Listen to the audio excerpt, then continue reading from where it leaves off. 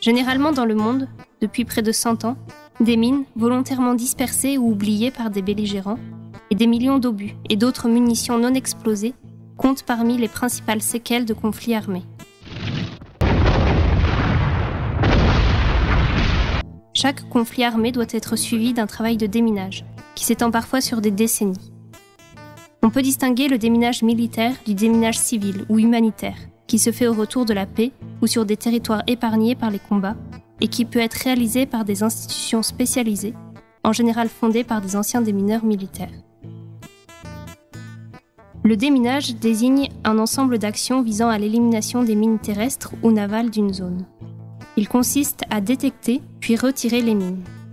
On distingue deux types de déminage, le déminage militaire et le déminage humanitaire.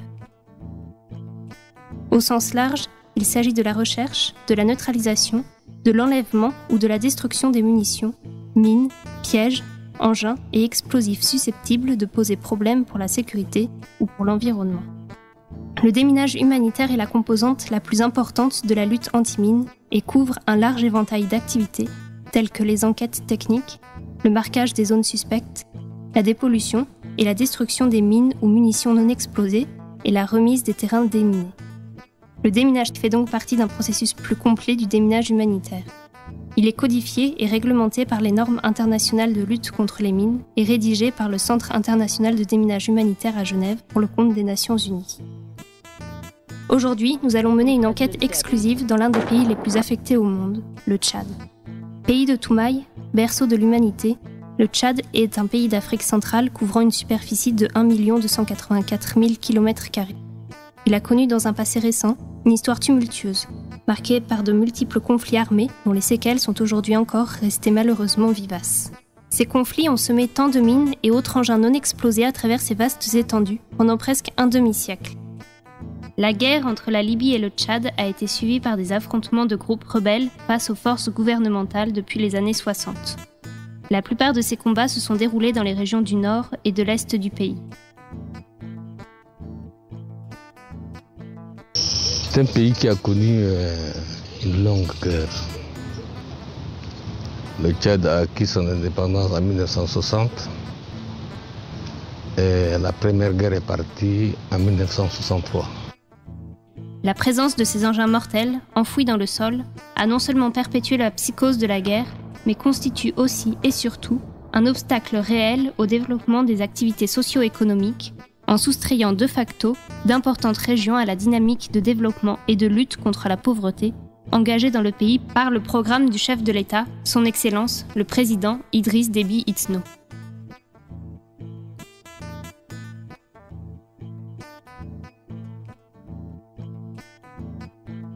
Bien plus, l'existence même de ces engins est synonyme d'un danger quotidien et permanent pour les populations concernées, qui sont privées de la simple liberté de circuler, mais aussi de l'accès au pâturage et aux points d'eau. Dans ce contexte, le gouvernement du Tchad, soucieux de garantir un développement harmonieux et équitable du pays depuis l'arrivée de l'ère de la démocratie au Tchad, a créé une institution spécialisée dans le domaine du déminage, dénommée Haut Commissariat National de Déminage en 1998, et a sollicité l'appui des Nations Unies pour la mise en œuvre d'un programme national d'action contre les mines. Selon les normes internationales de la lutte anti-mine, IMAS, International Mine Action Standards, l'action contre les mines a pour l'objectif des activités visant à réduire l'impact social, économique et environnemental des mines et des engins explosés. Donc, le Centre national de déminage touche non seulement le déminage et la dépollution, mais également la population et la société, ainsi que la manière dont ils sont affectés par la contamination de ce flux. Notre tâche comprend 5 catégories des activités qui sont régies par la Convention des Atoires, l'éducation et la sensibilisation au risque des mines et des engins explosés, le déminage humanitaire, cartographie, marquage, l'enquête sur l'impact social, l'enquête technique et le déminage et la dépollution, l'assistance aux victimes de mines, la destruction de stocks, le plaidoyer contre les transports, stockage, utilisation des mines antipersonnelles. À cet effet, le Tchad a signé le 6 juillet 1998 et ratifié le 6 mai 1999 la Convention d'Ottawa, afin de marquer sa volonté de lutter contre les mines antipersonnelles. En adhérant à cette convention, le Tchad concrétise sa ferme volonté d'intensifier la lutte contre les mines antipersonnelles sous toutes ses formes. Après avoir signé et ratifié la Convention d'Ottawa, le Tchad, malgré des conditions financières difficiles, a rédigé en 2002 un plan stratégique national de lutte contre les mines et les engins non explosés. En 2003, ce plan a été intégré dans la stratégie nationale de réduction de la pauvreté, donnant ainsi au projet de lutte anti-mines accès à d'autres interventions, telles que la dépollution des engins non explosés, la sensibilisation et l'éducation au risque des mines. بيسببوا خطورة في البلد اللي قدوم أمشوا ورو ناس سيف ديكاري ولا أراندسما.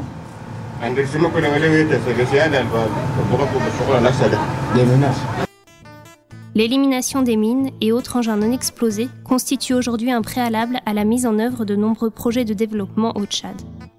Aussi, le gouvernement accorde-t-il une grande priorité et une attention toute particulière à ce programme national de déminage humanitaire, dont l'ultime but est l'éradication de ce fléau.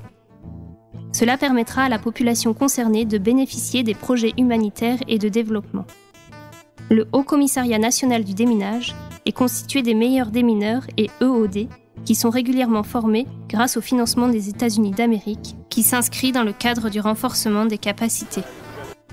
Je vous assure que le partenariat avec les États-Unis dans le déminage va continuer.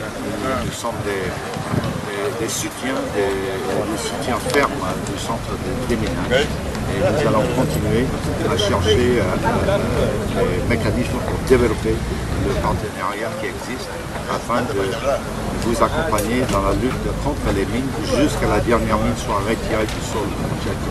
D'autre part, presque toutes les formations à haut niveau qui se déroulent à l'étranger sont financées par les Nations Unies dans le même cadre, à l'exception de la formation de l'EOD niveau 2 et 3 au CPADD du Bénin, financée par la France. Nous tous savons que le Tchad fait face à des menaces politiques, sécuritaires, économiques et environnementales. Certaines de ces menaces, telles que les mines, sont un héritage des conflits passés qui a connu le Tchad. Votre présence aujourd'hui montre votre fort attachement et la persévérance du pays à éradiquer ces menaces. Les États-Unis sont fiers de fournir la formation et le soutien logistique au programme de déminage humanitaire. Nous attendons avec intérêt de voir ce programme prendre des nouveaux engagements avec vos techniciens. Cette formation a abordé un certain nombre de sujets qui a fait que cela ait pris 3 semaines. Nous espérons que maintenant, vous vous sentez mieux préparé et plus bien informé. La connaissance que vous avez acquise devrait vous permettre d'aider contre les diverses menaces pour la sécurité et la prospérité du Tchad. Les opérations de déminage ont débuté au Tchad en août 2000. En 12 ans, par la réduction de zones, le déminage et la dépollution, sur les 1319 km² de terres supposées minées ou polluées, 616 km² ont été rendus aux populations locales, ce qui représente 57% du travail prévu. Malheureusement, de nouveaux champs de mines et de nouvelles zones polluées ont été découverts de 2008 à 2009. De plus, les combats qui se sont déroulés au nord, de 1999 jusqu'à 2003, et à l'est du Tchad, en 2006, 2007 jusqu'au début 2009, ont amené une nouvelle contamination à base d'UXO. Donc, sans compter la région du Tibesti, les champs des mines et les zones polluées récemment découvertes, le total des surfaces restant à traiter est donc estimé à ce jour à 703 km². Ces bons résultats ne doivent pas cacher la réalité de la mise en œuvre du plan anti-mine au Tchad. Les financements insuffisants et la nature du terrain, caractérisée par une grande mobilité, consécutive au vent et autres intempéries qui modifient souvent les repères, ont entraîné des retards pour l'atteinte de l'objectif d'un Tchad sans mine programmé pour le 1er novembre 2008. Notre objectif principal est de faire le Tchad un pays sans mine et de réduire le danger des mines et des engins non explosés jusqu'à un niveau pour que les populations puissent vivre et circuler en toute sécurité. Que le développement social, économique et sanitaire soit libéré des contraintes imposées par la contamination des mines et des engins explosés. et que l'on peut répondre aux besoins des victimes de mines comme les soins médicaux, soins psychologiques, l'intégration sociale, l'intégration économique et répondre aux besoins de leur famille. Les gouvernements sont les principaux fournisseurs de l'aide financière dans le déminage humanitaire. Ainsi, de 1993 à 2007, les États-Unis ont fourni plus de 1,2 milliard de dollars américains à une cinquantaine de pays dont le Tchad, soit environ la moitié du budget mondial consacré à cette activité. Aussi, la Grande-Bretagne a aidé à plusieurs reprises le pays de Toumaï à travers des ONG spécialisées dans le domaine, telles que le MAG et Mindtech. Cependant, chaque centre de déminage dispose d'un petit budget alloué par son gouvernement afin de réaliser ses activités sans les aides internationales. Aujourd'hui, si vous mentionnez le programme de la lutte contre la pauvreté au Tchad, vous serez obligé à un certain point de mentionner les mots mines et les engins non explosés. Cela dit, vous allez parler du déminage et de la dépollution. Par conséquent, ces deux actions ne peuvent pas se faire sans financement. D'où l'idée de rechercher les moyens se pose. Ainsi, vous aurez deux options à envisager. En premier lieu, c'est la contrepartie de l'État dans le cadre du déminage humanitaire, la prise en charge de toutes les mesures d'accompagnement et la rémunération du personnel. En deuxième partie, vous devez aller vers les pays donateurs et autres partenaires afin de pouvoir mobiliser des ressources nécessaires pour la mise en œuvre du programme de déminage humanitaire. Compte tenu des besoins urgents dans d'autres secteurs tels que la santé et l'éducation, l'État se verra dans l'obligation d'assurer la continuité de son appel d'aide à l'endroit de la communauté internationale à travers les responsables du HCND afin de lutter contre ce fléau dévastateur. Grâce à leurs efforts incessants, certaines grandes organisations ont répondu favorablement à leur appel. Parmi elles, le service de l'action anti-mine des Nations Unies, UNMAS, créé en 1997. Dépendant du département des opérations de maintien de la paix, spécialisé dans le domaine d'intervention auprès de donateurs pour les réalisations de projets de déminage et autres. In late 2010, after a lot of negotiations, the government foresaw... Après plusieurs négociations à la fin de l'année 2010 avec le gouvernement tchadien, UNMAS a été invité pour initier un projet de déminage spécialement destiné à l'ouverture de la route de Kiké et d'autres champs de mines dans la région de Fada. Cette route a été bloquée par les mines pendant plusieurs décennies. Nous espérons que ce travail que nous allons mener dans les champs de mines dans la région de Fada et plus particulièrement sur cette route va améliorer la circulation des biens et des personnes et contribuera donc à la réduction du taux de risque de blessures ainsi que l'amélioration des conditions de vie des populations concernées sur le plan socio-économique. Par conséquent, je suis arrivé en avril 2011 et immédiatement j'ai pu entrer en contact avec notre partenaire exécutant, le MAG, qui était déjà au Tchad, grâce à l'aide du CND qui nous a beaucoup aidé en termes de véhicules, administration et de personnel. Aujourd'hui, nous sommes arrivés à finaliser le contrat de ce projet qui sera implémenté par MAG. Ce contrat qui a pour objectif principal l'ouverture de la route de Kiké et aussi le déminage des autres champs de mines est estimé à 1,4 million de dollars américains. The contract is about $1.4 million and hopefully ultimately will see the clearance of the road as the primary objective and thereafter the clearance of the landmines. Au niveau mondial, tous les ans, les Nations Unies produisent un portfolio des projets de lutte contre les mines et les engins non explosés. Ces projets décrivent le problème posé par les mines dans les pays affectés et donnent les grandes lignes des projets de lutte proposés ainsi que les budgets nécessaires à leur réalisation. Parfois, des fonds sont accordés pour l'exécution de projets, mais pour des raisons de gestion rationnelle et juste, ces montants sont toujours alloués à des grandes organisations telles que le PNUD, l'UNICEF et autres. Autrement dit, en ce qui concerne le financement extérieur, le Centre national de déminage est chargé de la mobilisation de ressources, la priorisation et la planification des projets, ainsi que de la gestion du personnel de projet et de son exécution. Mais la gestion financière de ces fonds est sous la responsabilité directe de ces grandes organisations. À cet effet, le travail de déminage, qui est considéré comme l'une des activités les plus dangereuses et coûteuses dans le secteur humanitaire, est bien ordonné selon les normes internationales. Le retrait des mines est un travail long, fastidieux et coûteux. En effet, une mine ne coûte que 3 $ à produire, mais elle vous coûtera environ 300 à 1000 $ à éliminer. Ainsi, déminer une surface d'à peu près 1 km² coûte entre 1 et 2 millions de dollars. Par exemple, le conflit israélo-égyptien avait laissé dans le canal de Suez de nombreuses mines, engins, explosifs et qu'il a fallu neutraliser pour la réouverture.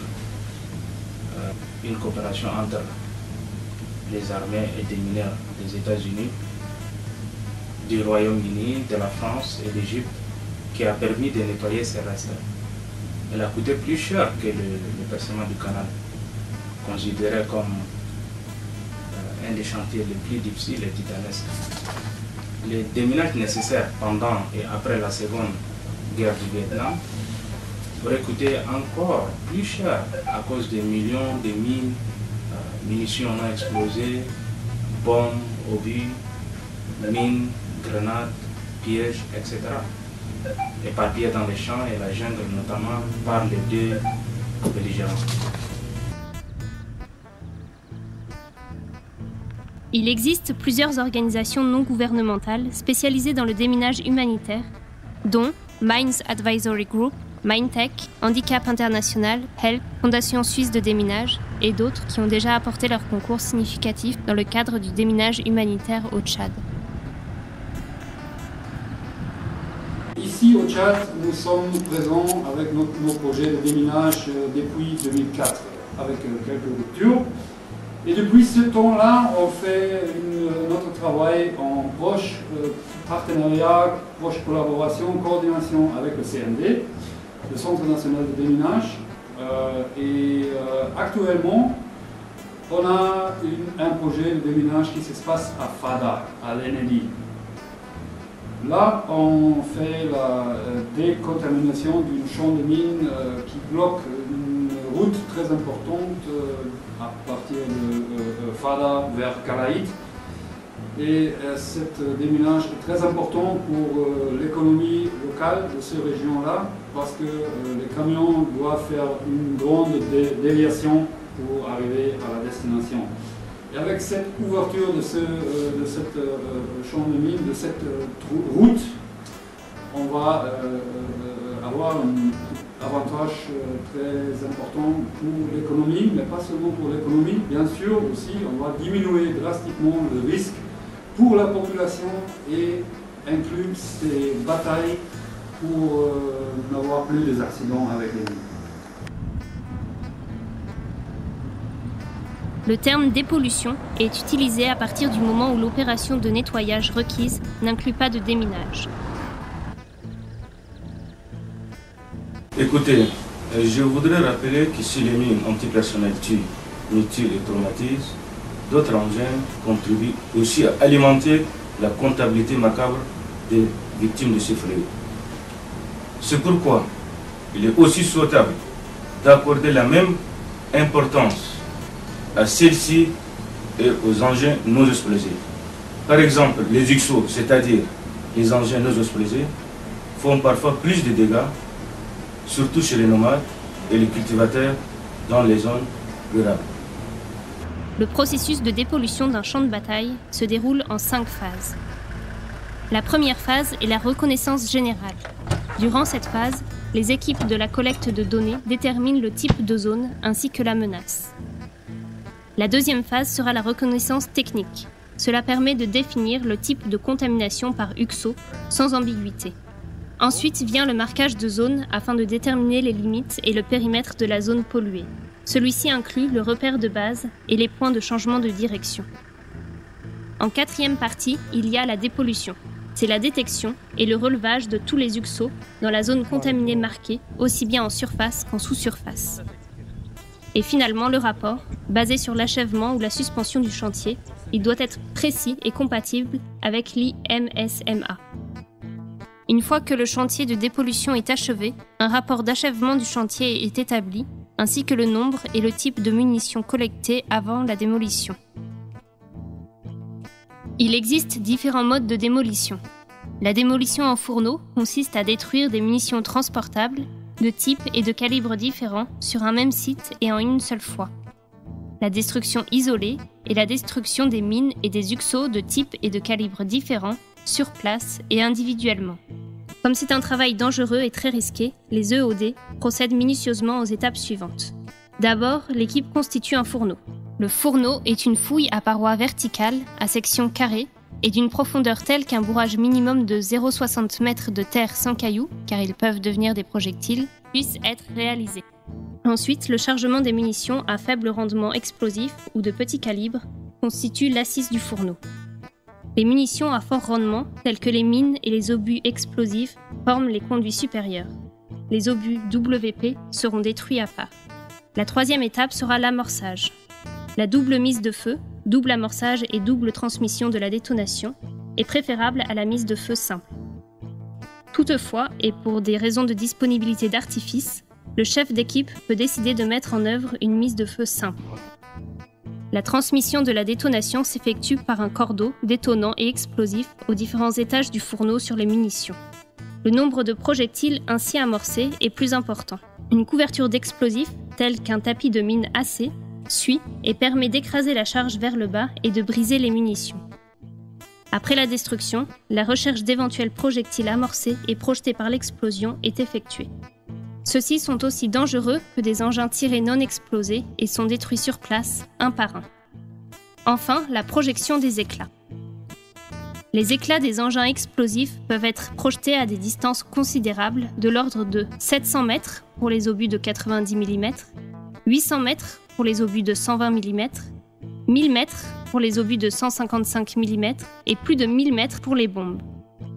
La distance de sécurité pour la destruction en fourneau des UXO est calculée sur la QNE, la quantité nette d'explosifs, des munitions à détruire, le danger de la fragmentation, la protection autour des UXO à détruire. Les calculs sont basés sur les recommandations des standards internationaux, IMAS. Ces distances de sécurité minimum doivent être revues en rapport avec le type de mine rencontré sur le terrain et seront augmentées ou diminuées si nécessaire.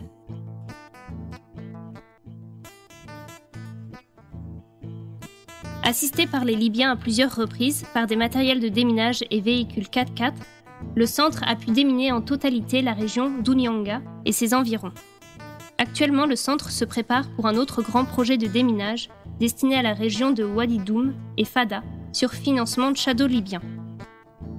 D'après le programme de développement du gouvernement tchadien pour la région du Tibesti, située à l'extrême nord, le déminage de ladite région devient essentiel.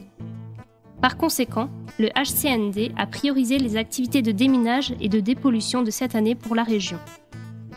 Le Tibesti représente l'une des régions les plus affectées et était inaccessible pour des raisons de sécurité depuis très longtemps. Bon, effectivement, au niveau du Centre national du déminage, nous avons priorisé la région de Tibesti parce que l'une des régions les plus minées au Tchad. C'est une région qui n'était pas accessible au moment où les opérations de déminage ont commencé.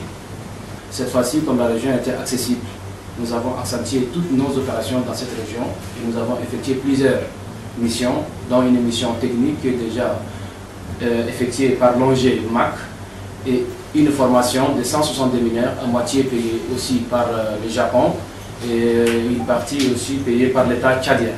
Donc en ce qui concerne maintenant les opérations sur le terrain, nous attendons les machines, donc nous allons passer maintenant au déminage manuel, au déminage mécanique. Donc c'est pourquoi nous avons accentué beaucoup plus l'accent sur la région du Tibesti pour cette fois-ci. Avant de commencer les opérations de déminage, le centre envoie des équipes de reconnaissance. Le but de la reconnaissance est d'établir avec suffisamment de détails la portée du problème des mines UXO dans les zones affectées afin d'être capable de planifier et d'exécuter les opérations de déminage ou de dépollution. Après avoir terminé la reconnaissance générale, une évaluation doit être menée pour déterminer le degré de risque de la zone, ainsi que le degré d'urgence ou de priorité d'une action à mener.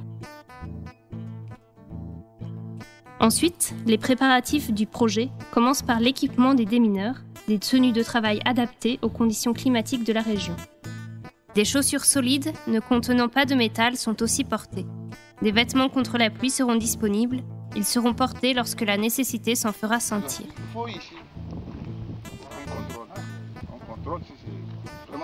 Avant le début du travail, un briefing doit être donné sur le site par le superviseur ou le chef d'équipe.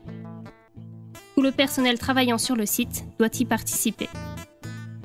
La discipline est fondamentale dans les opérations de déminage, dépollution. Tout manquement aux règles de sécurité, de discipline, fera l'objet d'un compte-rendu immédiat vers le chef de projet via la voie hiérarchique. Chaque site de travail est séparé en deux parties, la zone minée et la zone administrative. Ces parties sont séparées par une ligne dite ligne de base ou ligne de référence. La zone minée est organisée en couloirs clairement marqués, ainsi que le périmètre. La zone administrative est divisée en zones désignées et marquée avec des piquets de référence. Le déminage de zones dangereuses est exécuté en combinant la détection magnétique et sonore et une recherche physique à l'aide de la sonde et d'outils d'excavation. Les démineurs se déplacent dans un couloir de travail de 1 mètre de large et assurent la couverture totale de celui-ci.